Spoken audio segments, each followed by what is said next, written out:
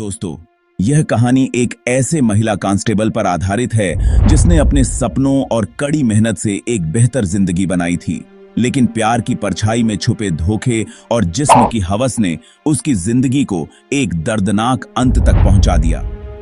Uttar Pradesh police की महिला constable रुचि सिंह का मामला एक जटिल प्रेम प्रसंग, व्यक्तिगत संघर्ष और खतरनाक साजिश की कहानी है।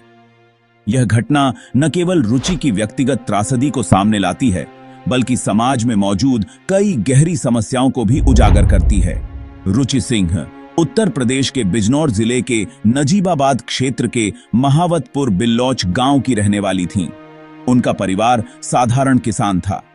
उनके पिता के पास लगभग 10 से 15 बीघा जमीन थी और वह साझेदारी में खेती का काम भी करते थे। रुचि के 2 भाई थे, बड़ा भाई अंकित जो खेती में पिता की मदद करता था और छोटा भाई शुभम जो पुलिस भर्ती की तैयारी कर रहा था। रुचि ने मूर्ति देवी सरस्वती कॉलेज से स्नातक की पढ़ाई की। 2019 में उन्होंने पुलिस भर्ती परीक्षा पास की और महिला कांस्टेबल के पद पर चयनित हुईं।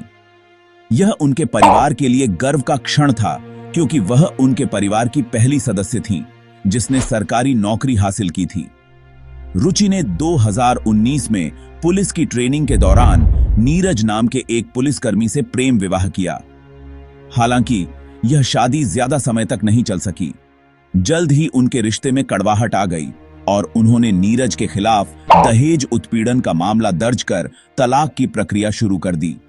इसी बीच उनकी मुलाकात फेसबुक के जरिए पद्मेश श्रीवास्तव से हुई, जो प्रतापगढ़ के रानीगंज में तहसीलदार के पद पर कार्यरत थे। पद्मेश शादीशुदा थे, लेकिन रुचि और उनके बीच प्रेम संबंध शुरू हो गया। यह रिश्ता धीरे धीरे गहराता गया और 5 साल तक चला। रुचि ने इस रिश्ते को लेकर गंभीरता दिखाई और पद्मेश से शादी का दबाव बनाना शुरू कर दिया। हालांकि पद्मेश इस रिश्ते को खत्म करना चाहते थे।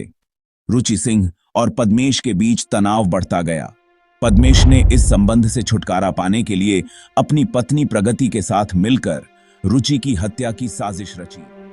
13 फरवरी 2022 को रुचि अचानक गायब हो गई। जांच में सामने आया कि उन्हें पद्मेश के फ्लैट पर बुलाया गया था। वहां उन्हें नशीला पदार्थ पिलाकर बेहोश कर दिया गया। बेहोशी की हालत में उनकी हत्या कर दी गई और शव को ठिकाने लगाने के लिए लखनऊ के पीजीआई इलाके के एक नाले में फेंक दिया गया। 17 फरवरी को रुचि का शव नाले में मिला। पुलिस ने उनकी गुमशुदगी की रिपोर्ट दर्ज करने के बाद उनके मोबाइल फोन की कॉल डिटेल्स की जांच की। यह जांच पद्मेश तक पहुंची। जांच के दौरान पुलिस को सबूत मिले जो पद्मेश और उनकी पत्नी प्रगति की ओर इशारा करते थे। पुलिस ने पद्मेश, प्रगति और उनके एक करीबी दोस्त नामवर सिंह को गिरफ्तार कर लिया। पूछताछ में पद्मेश ने हत्या की बात कबूल की। पुलिस के अनुसार हत्या पूरी तरह पूर्व नियोजित थी। प्रगति ने इस साजिश में सक्रिय भूमिका निभाई, क्योंकि वह अपने पति और रुचि के संबंध से नाराज थी। पद्मेश और प्रगति ने हत्या के बाद शव को ठिकाने लगाने के लिए बाहरी मदद ली और शव फेंकने के लिए एक वाहन का इस्तेमाल किया, जिसे बाद में पुलिस ने जब्त कर लिया। रुचि सिंह के परिवार के लिए यह घटना एक गहरी चोट थी।